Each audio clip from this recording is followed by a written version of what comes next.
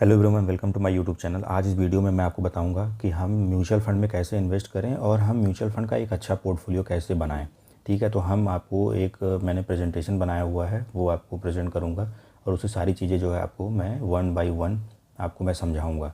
तो हम चलते हैं अपने स्क्रीन पर और वहाँ पर आपको मैं समझाऊँगा।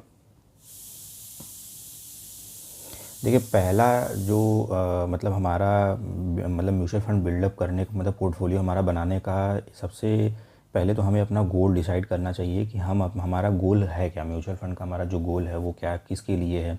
चिल्ड्रन एजुकेशन के लिए, रिटायरमेंट के लिए है, या मतलब घर बनाने के लिए है। तो पहले हम एक गोल सेट करेंगे कि हमारा गोल क्या होना चाहिए।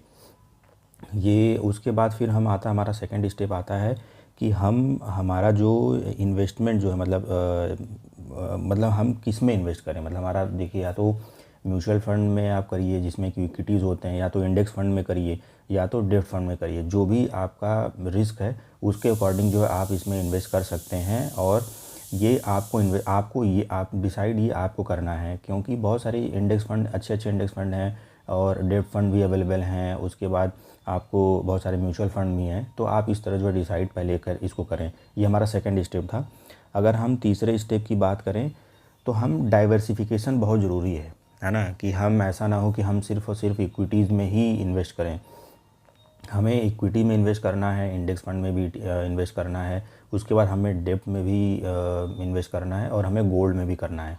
अगर हम बात करते हैं, अगर मान लीजिए कि अगर 100% में, तो आप 60% इक्विटीज़ में कर दीजिए और 30% आप डेब्ट में और 10% गोल्ड में। क्योंकि अभी आपको पता है गोल्ड भी एक अच्छा डाइवर्सिफिकेशन एसेट एलोकेशन अच्छा है। क्योंकि अभी मार्केट में आप देख रहे होंगे कि गोल्ड परफॉर्म अच्छा कर रहा है, क्योंकि जब स्टॉक मार्केट डाउन जाता है तो गोल्ड ऑटोमेटिक जो है, बॉन्ड और गोल्ड अच्छा परफॉर्म करते हैं।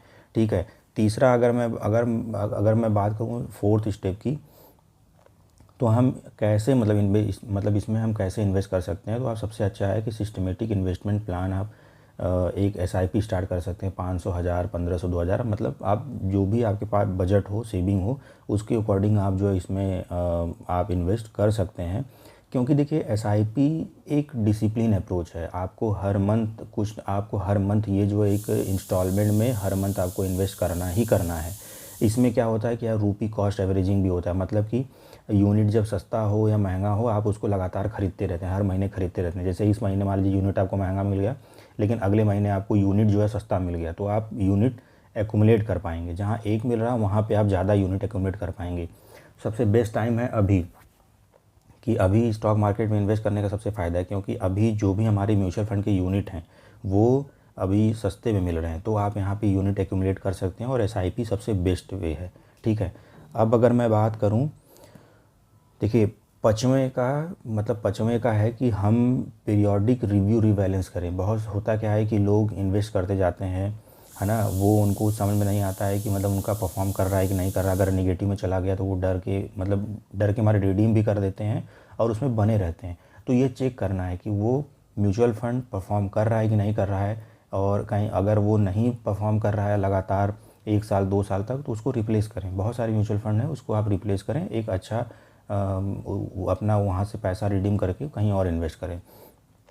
तो ये हमारा पीरियोडिक रिव्यू बहुत ज़रूरी है। उसके बाद हमारा जो है सबसे छठा जो आता है डिसिप्लिन जो है ना, discipline and long term commitment. जो भी हम इन्वेस्टमेंट करें वो हमेशा लॉन्ग टर्म के लिए करें, साल भर के लिए, 2 साल के लिए नहीं। कम से कम आपका इन्वेस्टमेंट होरिजिन जो है 3 साल, 4 साल, 5 साल का होना चाहिए। तब जाके आपको कुछ बेनिफिट आपको समझ में आएगा। और डिसिप्लिन एंड कंसिस्टेंसी बहुत ज़रूरी है।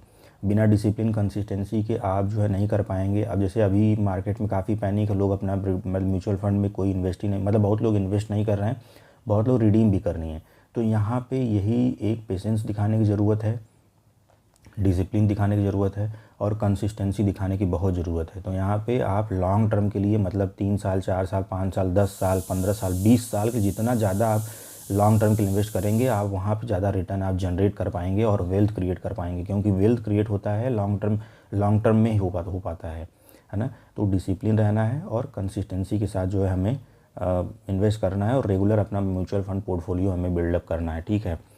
अब कुछ चीज़ें और हैं, की फैक्टर्स हैं जो कि हमें कंसिडर करना चाहिए है ना, जब भी हम म्यूचुअल फंड में इन्वेस्ट करते हैं, पहला तो हम फंड एक्सपेंस देख लें कि 1% से ज़्यादा अगर फंड एक्सपेंस नहीं होना चाहिए, है ना। फंड एक्सपेंस का मतलब होता है कि आप जो commission AMC asset management company को देते हैं, फंड हाउसेस को देते हैं, मतलब मान लीजिए अगर 1% चार्ज कर रहा है, 100 रुपया इन्वेस्ट किया, मतलब 1 रुपया 99 रुपया आपका, 1 रुपया आप उनको देना पड़ेगा, ठीक है। उसके बाद हमारा इन्वेस्टमेंट ऑब्जेक्टिव क्या है, ये नहीं, हमारा शॉर्ट टर्म ऑब्जेक्टिव नहीं होना चाहिए, हमेशा लॉन्ग टर्म ऑब्जेक्टिव होना चाहिए, तब तो हम उसमें इन्वेस्टमेंट कर पाएंगे और वेल्थ क्रिएट कर पाएंगे। क्योंकि कोई भी चीज़ें शॉर्ट टर्म के लिए नहीं होती हैं, हमेशा लॉन्ग टर्म में अगर आप उसको ट्राई करेंगे तो वहाँ पे आपको एक अच्छा वेल्थ आपको क्रिएट होगा। उसके बाद तीसरा है डिसिप्लिन। जैसा कि मैंने बताया, डिसिप्लिन होकर आपको इन्वेस्ट करना है, लगातार करना है, और जो भी आपका इंस्टॉलमेंट का है, मतलब इंस्टॉलमेंट आपको पे करने हैं मंथली, उसको आप करिए, चाहे यूनिट महंगा हो, चाहे मार्केट डाउन हो, ऊपर हो। अच्छे मतलब आप म्यूचुअल फंड में इन्वेस्ट कर रहे हैं तो आप उसको वहाँ पे आपको बने रहना चाहिए।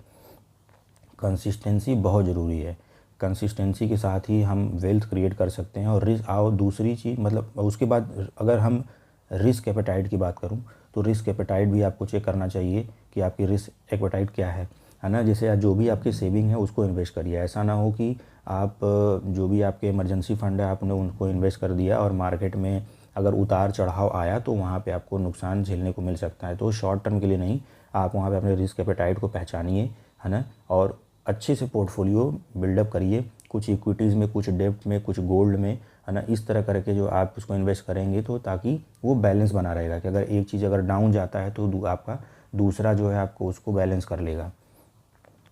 फ़ंड परफॉर्मेंस बहुत ज़रूरी है। हम किसी भी कंपनी का फ़ंड परफॉर्मेंस हम चेक कर सकते हैं, मतलब उसका रेटिंग क्या है, अंडर एसेट मैनेजमेंट कंपनी कितना हैंडल कर रही है, कितने, मतलब 15,000 करोड़ है, 10,000 करोड़ है, कितने हैं, मतलब वो आपको चेक करना है।